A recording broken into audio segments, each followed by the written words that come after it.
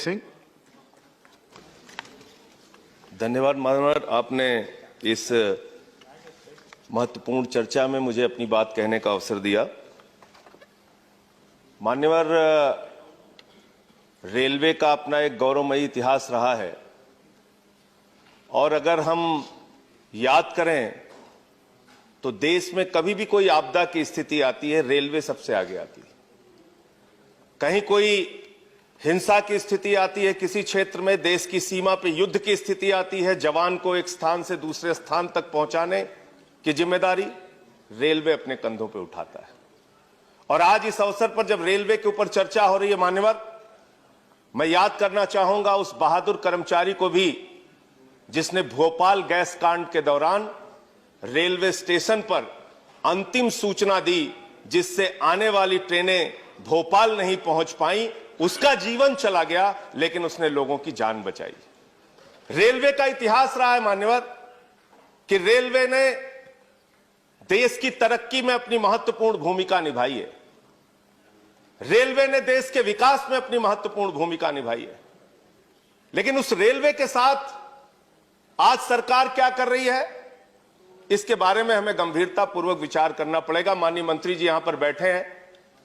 अभी पिछले कुछ दिनों पहले कहा गया साहब 150 ट्रेनें निजी हाथों में दी जाएंगी, 50 प्लेटफॉर्म निजी हाथों में दिया जाएगा। मुझे याद है मान्यवर, एनडीए के संयोजक रह चुके हैं जाट साहब, आज इस दुनिया में नहीं है। उनको श्रद्धांजलि देना चाहूंगा इस अवसर पर। 74 में उन्होंने बहुत बड़ी हड़ताल की थी और जो 1974 की हड़ताल थी मान्यवर रेलवे की, उस हड़ताल में मांग थी कि 5 लाख कर्मचारियों को पक्का करो। और तब रेलवे के नियमित कर्मचारियों की संख्या थी 15 लाख, ट्रेनों की संख्या थी 11,000। आज ट्रेन हो गई 22,000, कर्मचारियों की संख्या घट के हो गई 13 लाख। 74 से आज कर्मचारी हम नहीं बढ़ा पाए, रोजगार हम नहीं बढ़ा पाए।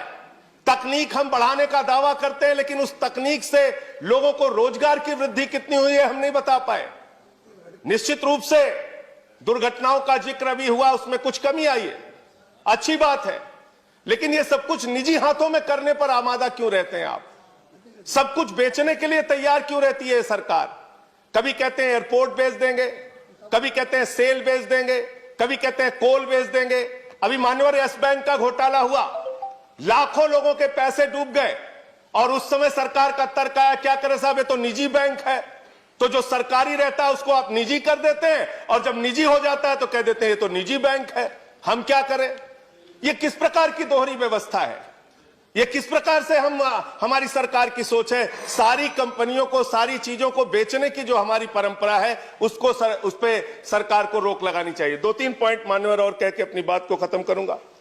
आउटसोर्सिंग एक शब्द है, हर चीज को आउटसोर्सिंग करना है। आउटसोर्सिंग कितना बड़ा घोटाला है और कितना बड़ा एक कर्मचारियों के साथ धोखा है, इसके बारे में भी सरकार को विचार करना चाहिए।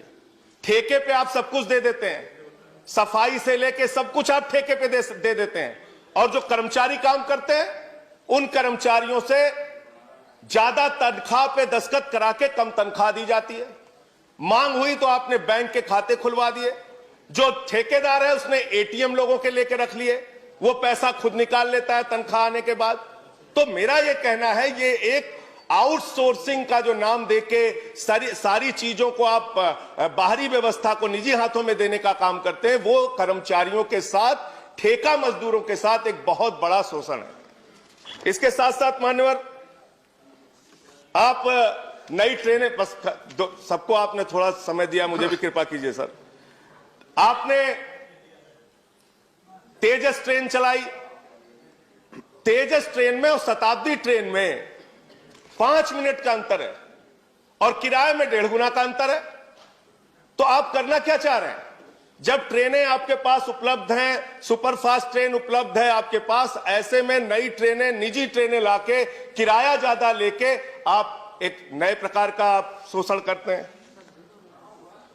मैं मान्यवर आपके माध्यम से सिर्फ इतना कहना चाहूंगा कि रेलवे इस देश की जीवन रेखा है और रेलवे की आज जो दुर्दशा है, उसके सबसे बड़ी कहानी अगर आपको जाननी है तो झांसी के अंदर पिछले साल हादसा हुआ था।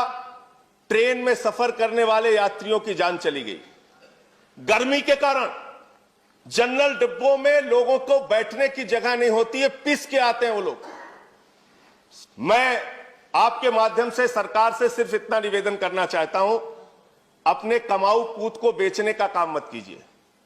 आपका अगर कोई लड़का मेधावी है, तेज है, अगर हाई स्कूल में अच्छा नंबर पाया, इंटर में थोड़ा कम नंबर पाया, बीए में थोड़ा अच्छा नंबर पाया, एमए में थोड़ा और कम पाया, तो उसको चौराहे पे आप खड़ा करके नीलाम मत कीजिए।